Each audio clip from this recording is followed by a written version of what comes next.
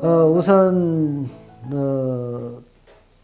정말 그 역사적인 장소에 제가 그 지금 뭐 있는 이 시간이 저한테는 아무튼 뜻깊은 그런 시간인 것 같습니다. 작년에 그 일제시대 때 이곳으로 그 강제 동원되셨던 그 피해 할머니 좀 5분을 뵙고 당시 상황에 대해서 증언을 들을 기회가 있었습니다.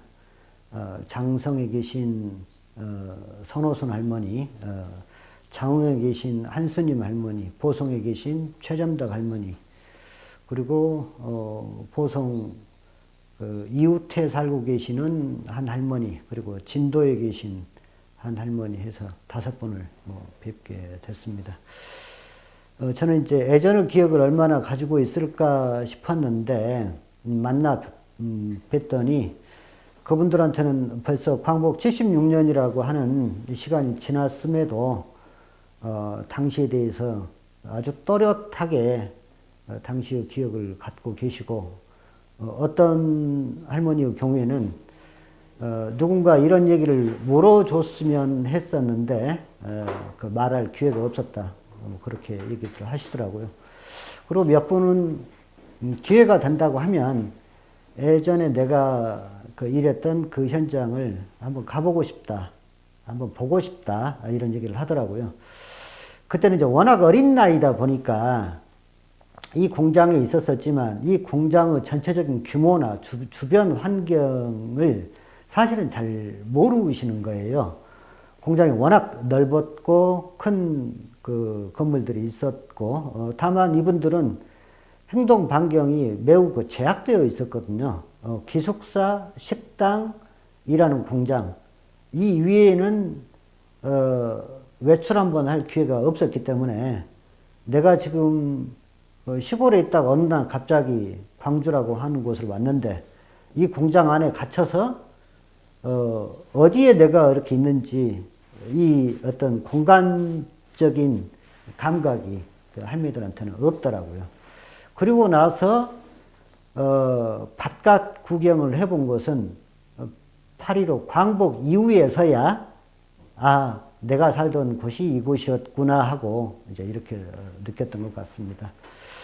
광주는 한때 어떻게 보면 섬유도시이기도 했던 것 같습니다. 그랬던 것은 바로 이 지금 현재 일신방직, 전남방직 때문인데, 지금은 이제 산업 그 구조가 많이 바뀌었습니다만 70년대만 하더라도 우리 한국 경제에서 섬유 산업이 차지했던 위상이나 비중이 매우 컸기 때문에 한때는 세계 10위권 안에 그 섬유 산업이 포함될 정도로, 그 정도로 경제 규모도 컸었고 또 여기에 종사하는 사람도 많이 있었었죠. 저도 어릴 적 생각해 보면 동네에 그 누님들이나 선배들이 겨우 초등학교 또는 이제 중학교 정도 졸업하고 어디 뭐 방직 공장에 일하러 갔다, 이런 얘기를 좀 들었던 것 같습니다.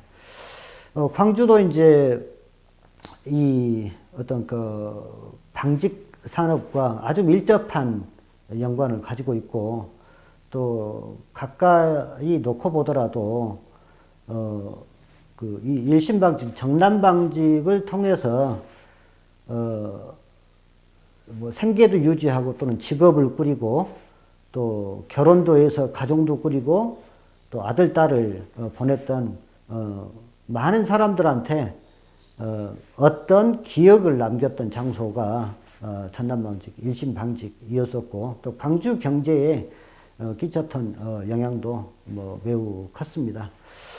그런데 이제 전남방직이, 일신방직이 그러면 어떻게 해서 광주와 인연을 맺게 됐던가?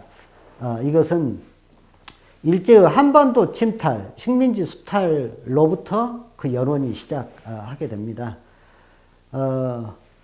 전남방직, 일신방직은 그 적산불화 받은 기업이죠. 그런데 이제 일제 때는 그 일제 그 식민지 수탈 과정에서 여기는 이제 그 많은 사람들의 고요를 짜냈던 수탈의 현장이기도 합니다. 1935년에 그 가네보 가네가우치 그 전남 방적이 설립이 되게 되는데, 당시로서는 해방 전까지만 하더라도 광주 전남을 통틀어서 가장 큰 기업체가 바로 이곳이었었습니다. 1945년 자료에 의하면 이 공장에 근무했던 종사자가 2,510명이었습니다. 그 중에서 생산직이 2,480명이 조선 사람이었었고, 생산직으로 10명이 일본인이었습니다. 그리고 관리직으로서는 130명이 여기에 있었는데, 130명 중에서 7명이 조선 사람이고 123명이 일본인이었습니다. 그러니까 그야말로 일본인 기업, 일본인 관리자에 의해서 다수 조선인들이 여기에 이제 그 종업원이었지만 정상적인 고용 관계에 의한 그 직장 개념의 고용이 아니라 일제의 어떤 식민지 수탈에 희생된 그야말로 좀 민중이었다고 보면 될 것 같습니다. 광주 전남은 그 면화 생산의 그 주 생산지였었고, 특히 이제 그 이 가네보 공장은 가네보가 직접 운영하던 그 뽕밭들이 광주 인근 지역에 여러 곳 있었습니다. 예를 들어서 곡성, 장성, 화순, 영광, 한평, 나주, 담양 이런 데는 이 공장에서 직영으로 운영하던 뽕밭들이 있었고, 그 대규모의 그 뽕밭을 키우고 길러내고 생산하기 위해서 일종의 집단촌이 형성이 돼서 일종의 개척지, 그 새로 만든 그 계획된 마을 이런 것들이 좀 있어서 이 지역에는 지금도 그 종박마을이었다라고 하는 그 이런 마을들이 곳곳에 지금도 그 흔적이 남아 있기도 합니다. 이제 이 공장은 가네가우츠 방조 공장은 그 미쯔비시, 그 다음에 미쓰이, 또 스미토모라고 하는 일본의 3대 재벌의 하나였던 미쓰이 계열 주력 회사였었습니다. 이 가네가우치는 1920년대에 일본의 가장 큰 그 1위 기업이었었습니다. 그러니까 얼마만큼 큰 대기업이었던지 짐작할 수 있는데, 1930년대만 하더라도 제1의 재벌이 그 일본제철이었었고 2위 기업으로 한 단계 하락하긴 하지만, 이 가네보 기업이 얼마만큼 일본에서도 매우 그 중요한 위치인 알 수 있고, 이 미쓰이 계열 이 가네보 회사는 지금도 이제 그 가네보 화장품으로 세계적인 좀 명성을 갖고 있는 기업이기도 합니다. 가네보가 이제 한반도에 진출했던 것은 무엇보다도 값싼 노동력 때문이죠.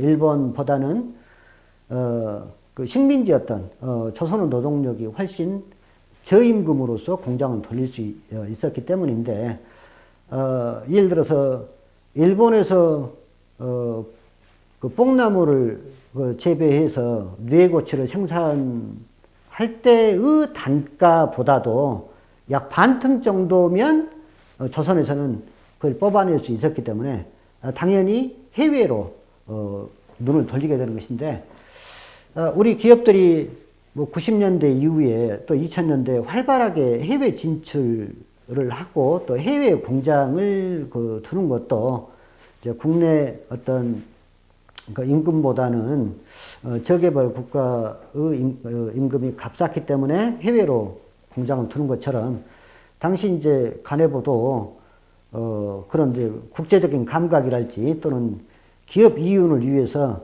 식민지 조선이 얼마만큼 유리한 지점에 있는가를 일찍 포착했다라고 볼 수 있겠죠. 가장 먼저 진출했던 것은 1925년 동대문에 그 제사공장을 설립을 하면서 간해보가 진출을 하기 시작하는데 1935년에 제사공장, 그 다음에 방족공장을 이 임동에 두면서 이제 본격적으로 광주와 인연을 맺기 시작합니다. 그런데 이제 당시 이제 그랬던 데는 광주에서 일종의 유치 운동이 또 벌어지기도 합니다. 당시 이제 그 식민지 시대이긴 하지만 상공인들이 그 일본 기업을 광주에 유치하자 하고 전남 도 차원에서 일종의 일본 기업 유치 운동을 벌리고 뭐 이런 것들이 이모저모 이제 뭐 타산이 맞았던 것이죠. 이곳에 이제 공장을 설립할 수 있었던 것은 그 광주천 주변이었기 때문에 일단은 좀 그 평야지대였기 때문에 대규모 땅을 그 말하자면 좀 확보하기가 용이한 조건이었었고, 그 다음에 이제 물가라고 하는 것은 물빠짐이 좋은 곳이었기 때문에 이쪽에 이제 양잠소도 있었습니다만 그런 뭐 지형적 조건도 뭐 있기 때문이었습니다. 그런데 이제 이 공장이 들어서면서 이 주변에 이제 그 인구 구조나 이런 것들도 이제 자연스럽게 이제 변화가 되게 되는데 큰 공장이 들어서면서 일종의 좀 여기는 어느 곳보다도 높은 인구 밀도를 이제 가지는 곳이 됐겠죠. 당시만 하더라도 여기는 몇백 명 정도가 사는 자연불악 정도의 좀 마을이었었지만 뭐 해방을 기준으로 놓고 보면 한 2,500명 정도가 종사했던 이 공장이 들어섬으로 인해서 여기는 이제 광주권 내에서도 가장 사람이 운집한 장소였었고, 또 하나는 이제 이 방족공장이라고 하는 특징 때문에 예를 들어 남성보다는 여성이 압도적으로 많은 그 임동하면 여성 인구가 압도적으로 많은 뭐 이렇게 뭐 됐던 곳입니다.